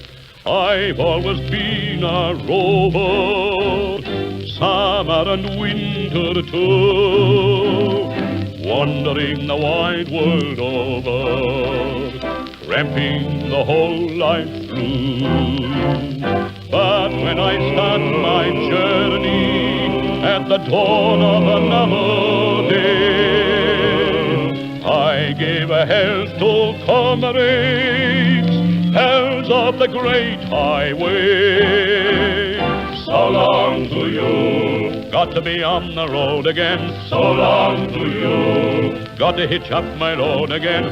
It's been great to meet you here. Right good company and right good cheer. Now then, my lads, anyone like to come with me? A one's life is free. I can say, night and day, nothing ever worries me. Nights are cold, maybe I am growing old, yet I thrive, and the pals I meet make it good to be alive. Comrades, farewell. What do we never meet again? The memory will stay. As I go, rain or snow, wandering the King's Highway. Wandering the King's Highway.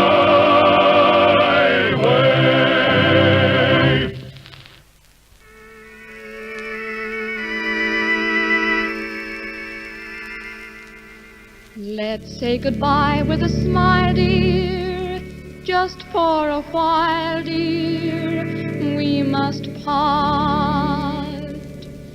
Don't let this parting upset you, I'll not forget you, sweetheart. We'll meet again, don't know where, don't know when, but I know we'll meet again some sunny day.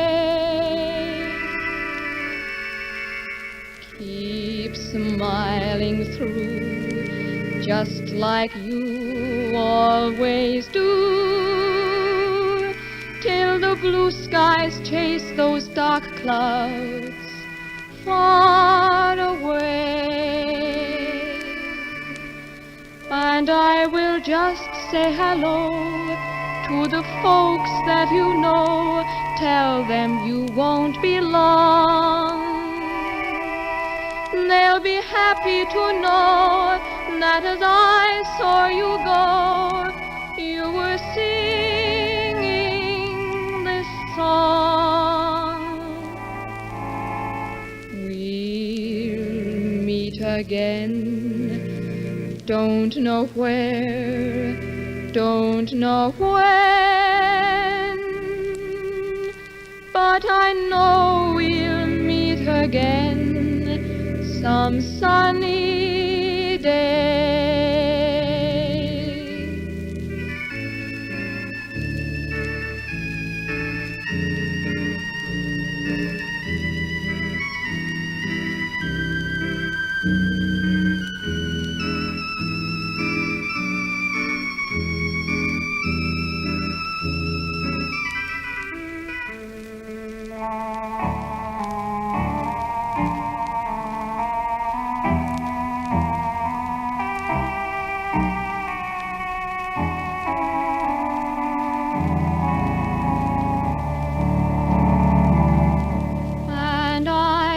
Just say hello to the folks that you know, tell them you won't be long. They'll be happy to know that as I saw you go, you were singing this song. again.